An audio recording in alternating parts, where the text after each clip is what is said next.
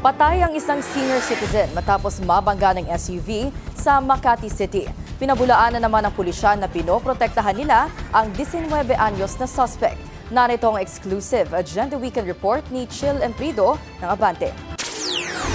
Patay ang isang 63-year-old TNBS rider na taga Bulacan matapos mabangga ng isang 19-year-old na SUV driver sa intersection ng Senator Hilpuyat Avenue at Ayala Avenue sa Barangay San Antonio, Makati City. Kinilala ang suspect bilang si Gian Franco Manansala Aquino sa inisyal na investigasyon ng Makati CPS.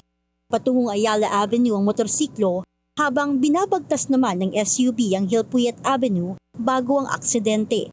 Dahil sa lakas ng impact, tumilapon ang rider na sakay ng motorsiklo at bumagsak ito sa kalsada. Isinugod pa ito sa Makati Medical Center pero binawian din ng buhay dahil sa tinamong injury. Sa eksklusibong interview ng Billionaire News Channel kay Makati Chief of Police Colonel Pedro Alagano, patuloy ang investigasyon sa insidente at kinukuha na rin ang kopya ng CCTV footage sa lugar. Well, ito driver ng SUV.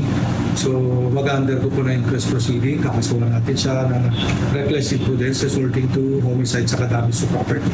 And for now is pupunta na po yung family ng ating biktima dito sa himpilan ng Makati City Police Station para po sa proseso, para sa inquest proceedings na gagawin. Pinabulaanan naman ng Makati CPS ang issue na itinatago nila sa publiko ang impormasyon dahil mayaman umano ang sangkot sa banggaan. Wala, hindi po totoo yun. Will in fact, makikita nyo sa picture na may mga first responder tayo na police natin tapos na may ambulance in that time.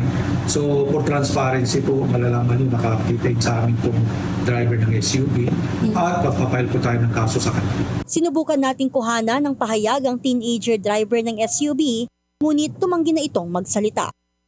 Para sa Agenda Weekend, Chill Emprido, Abante.